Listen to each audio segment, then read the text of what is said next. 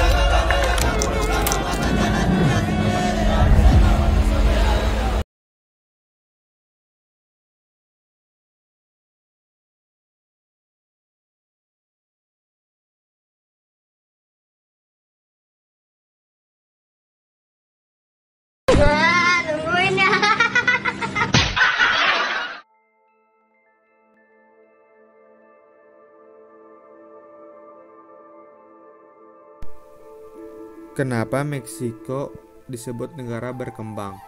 Perlu diketahui bahwa Meksiko adalah negara yang ekstrim dengan pegunungan yang tinggi dan ngarai dalam di bagian tengah negara, padang pasir yang luas di bagian utara dan hutan-hutan lebat di bagian selatan dan timur. Pegunungan menutupi sebagian besar wilayah Meksiko. Di antara pegunungan Sierra Madre Oriental di bagian timur dan Sierra Madre Occidental di bagian barat, terdapat pegunungan kecil di dataran tinggi tengah. Wilayah ini kaya akan logam berharga seperti perak dan tembaga. Negara ini merupakan salah satu penghasilan emisi gas rumah kaca terbesar di dunia dan karenanya dapat memberikan kontribusi yang cukup besar terhadap pengurangan emisi. Pada saat yang sama, Meksiko sendiri sangat merasakan dampak perubahan iklim, dilanda kekeringan dan bencana alam lainnya.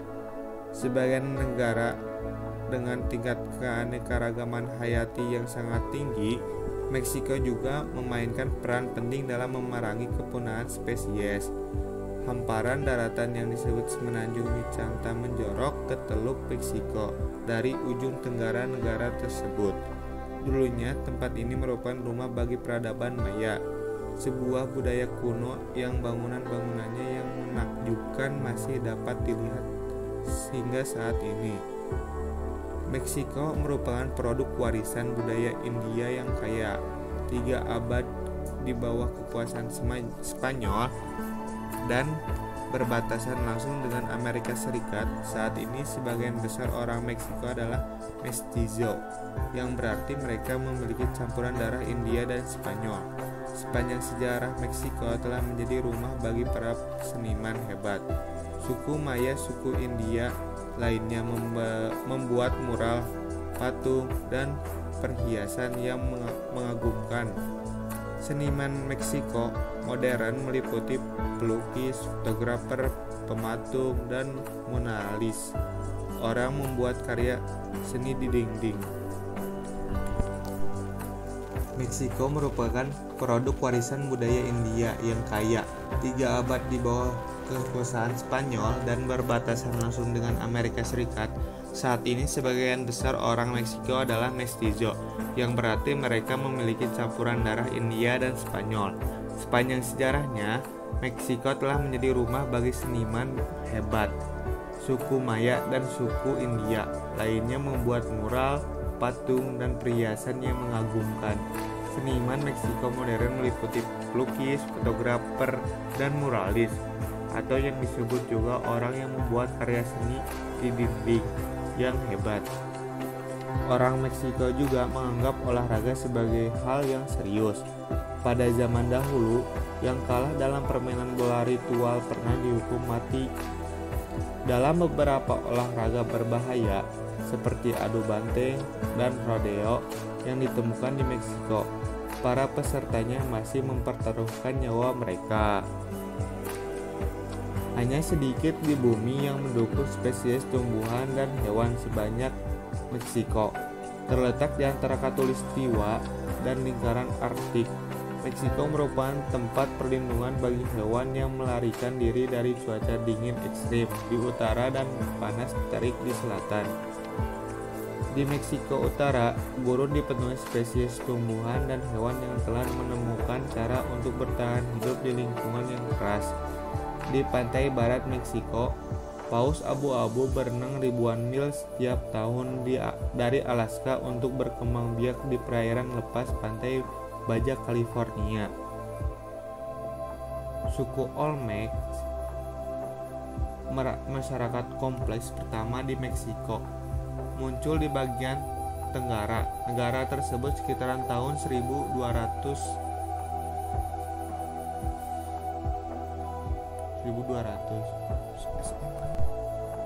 Suku Olmec merupakan masyarakat kompleks pertama di Meksiko. Muncul di bagian tenggara negara tersebut sekitaran tahun 1200 sebelum Masehi. Mereka kemudian diikuti oleh suku Maya, Toltecs, dan Aztec. Masyarakat kuno Meksiko membangun kota-kota besar dan piramida besar, menciptakan karya seni yang luar biasa, dan bahkan mempelajari bintang dan planet untuk menentukan kapan menanam tanaman dan mengadakan upacara. Pada awal tahun 1500-an, bangsa Spanyol tiba di Meksiko. Suku Aztec jatuh sakit karena cacar dan penyakit lain yang dibawa oleh bangsa Spanyol. Bangsa Spanyol juga merebut dan menghancurkan ibu kota bangsa Aztec yang disebut Tenochtitlan. Bangsa Spanyol memerintah negara tersebut hingga tahun 1821 ketika Meksiko memperoleh kemerdekaan.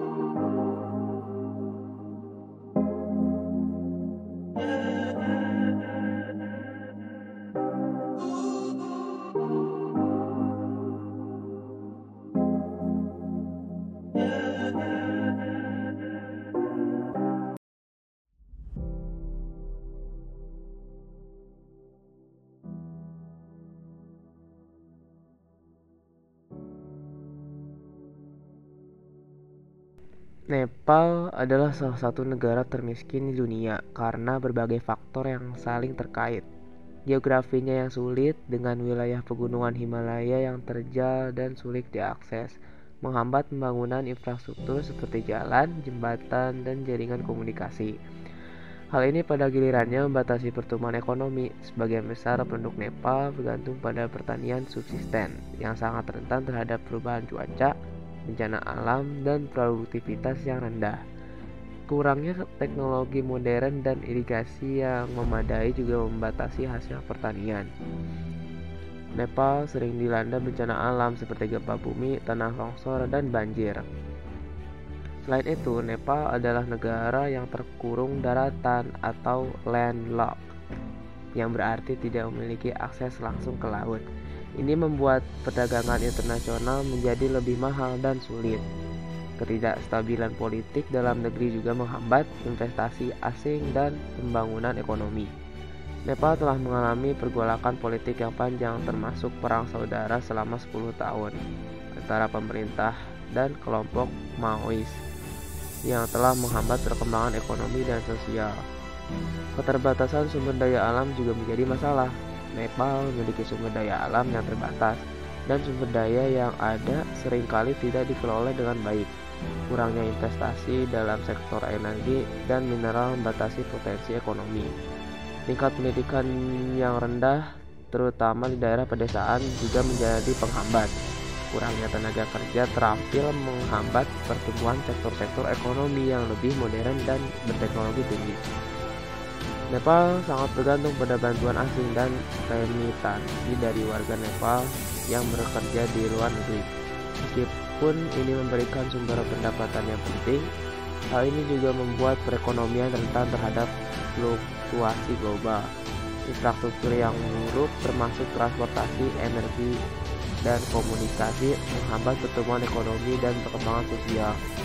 Kurangnya akses ke listrik dan air bersih juga menjadi masalah serius di banyak daerah. Ketimpangan sosial dan ekonomi yang signifikan antara daerah perkotaan dan pedesaan, serta antara kelompok etnis dan kasta yang berbeda, menciptakan ketidaksetaraan dalam akses terhadap sumber daya dan peluang ekonomi. Meskipun menghadapi banyak tantangan, Nepal telah membuat beberapa kemajuan dalam beberapa tahun terakhir, termasuk dalam hal mengurangi kemiskinan dan meningkatkan akses ke pendidikan dan kesehatan. Namun, masih banyak pekerjaan yang harus dilakukan untuk mengatasi akar penyebab kemiskinan dan memastikan pembangunan yang berkelanjutan dan inklusif.